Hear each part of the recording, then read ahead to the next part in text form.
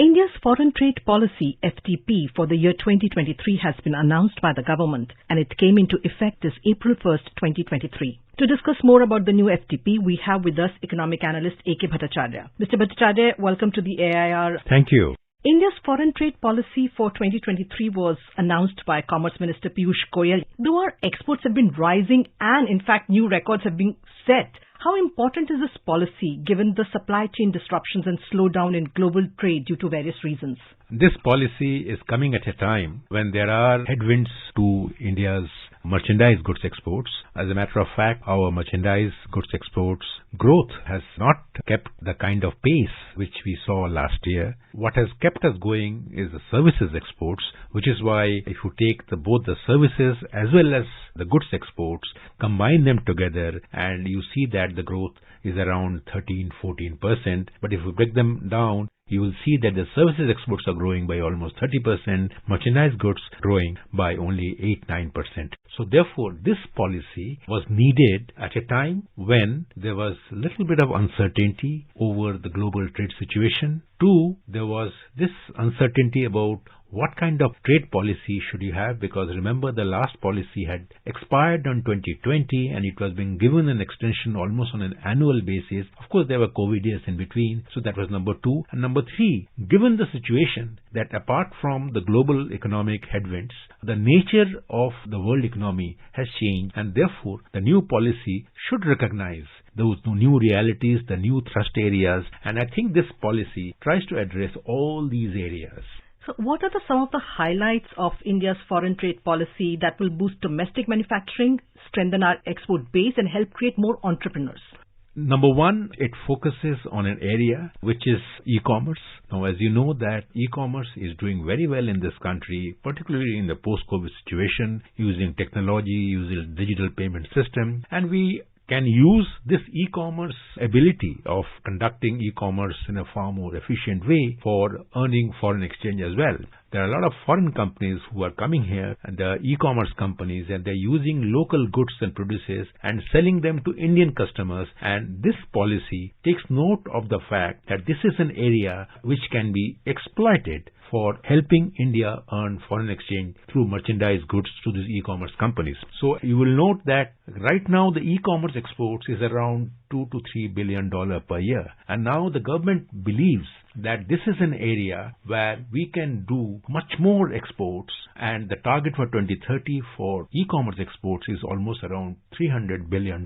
So now that's a big jump, and I think implicit in this target setting is the government belief that e-commerce is an area that must be exploited. That's number one, which will create jobs, because e-commerce essentially means that you are procuring goods and various items from different parts of the country and then selling them abroad. Number two is that MSME sector is accounting for more than a third of India's exports. Now, this MSME sector has been given a special emphasis in this policy. The compliance costs for the mini, small and medium enterprises for exports have been brought down significantly. The application charges, the way you deal with various government agencies for undertaking exports have been simplified. So the hope is that MSME sector will be able to recover its exports dominance, which it had lost a little bit because of the post-COVID situation. And number two, the MSME sector is also largely in the small manufacturing areas. Now, manufacturing sector, as you would know, is also the sector that creates jobs,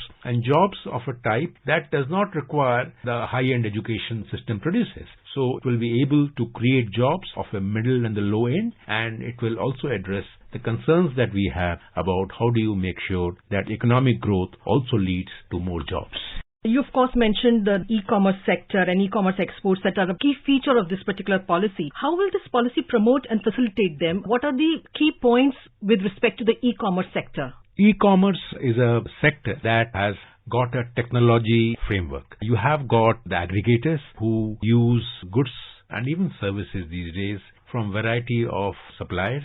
Now, these suppliers either procure those goods or they manufacture it themselves and then they sell it on a platform. Now, what happens is that when an e-commerce company undertakes these goods for domestic marketing, now the platform is simple and straightforward. But when it becomes international operations, there are many other, not complications, but policy challenges that come in. The Reserve Bank of India will come in, and how do you treat those exports through the e-commerce route? So therefore, this policy's reiteration that e-commerce would be a major thrust area, in my view, is an indication. One is the growing reality of e-commerce, and two, that the policies will be modified or changed to encourage exports from e-commerce companies. The MSMEs based in small towns and cities. And that is yet another feature of this policy, the extension of Towns of Export Excellence Scheme and Districts as Exports Hub initiative. Both these schemes aim to encourage exports from small towns and districts and cities. So to that end, it has added 4 towns to the existing 39 towns. How important is this scheme and these two initiatives to bring small towns and cities within the export ambit? They're very important because, as you would know, that there are 39 towns already which are called Towns for Export Excellence, and 4 more towns have been added. They will certainly provide more impetus to exports from these towns, and these towns are Faridabad, Mirzapur, Banaras and Moradabad. And as you can see that the earlier towns were Tirupur, Chennai, Jodhpur, Ahmedabad, Vadohi. Now what happens is that exports look like an activity not just undertaken in the port towns.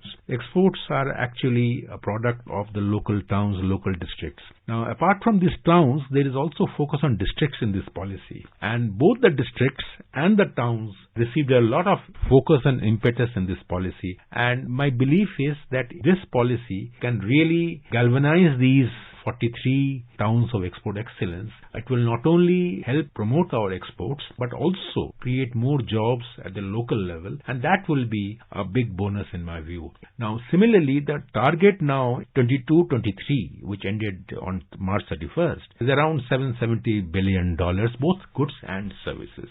Now, if this has to be raised to $2 trillion 7 years from now, it will require this kind of policy support and incentive. So therefore, I personally feel is this that widening the scope of the policy is very, very important and is a good move. Lately, the government's efforts to make the Indian rupee a global currency, we have seen this, and for this, changes have been made in this foreign trade policy to allow international trade settlement in Indian currency. How important is this in the present scenario? This is a very ambitious policy statement in my view. What the policy goal is that the Indian exporters right now use dollars, which is the hard currency, for both their exports as well as the imports. There have been occasions in the past, and many, many years ago, we used to have a rupee trade with Russia and the erstwhile Soviet Union countries and even East European countries. Now, there what used to happen, there used to be a rupee account which would be used for both import and export between the two countries. Now the new situation has arisen. There are some countries which are having problems with their hard currencies. So the Indian government is using this policy to send out signals to these countries which can probably use the rupee channel for making payments on their imports from India. Now this will require the collaboration of the central bank of both the countries. This will require the collaboration of the other agencies. So it's a statement of intent. It's a goal that has to be achieved, but the nitty-gritty of the policy will have to be worked out over time.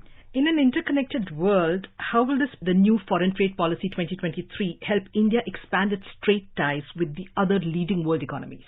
For that, it's very, very important that exports are not just producing goods at home and exporting them, but also create globally interconnected and globally interdependent economy at home. Now these require two things. One is to be part of the global supply chains, and already India is the home to the world's largest number of global capability centers, and that's in the services sector. Now it is important to replicate that success of global capability centers into the global supply chains in the merchandise goods categories. Now what happens there is that it is necessary to be plugged into those chains so that you can supply as well as procure goods. Key component of that is domestic competitiveness, ease of doing business, and the import duties need to be of a level that do not take away our global competitiveness. So all these areas are very important inputs to making India an important player in the global trade scenario. Mr. Bhattacharya, thank you so much for joining us on this program. Thank you.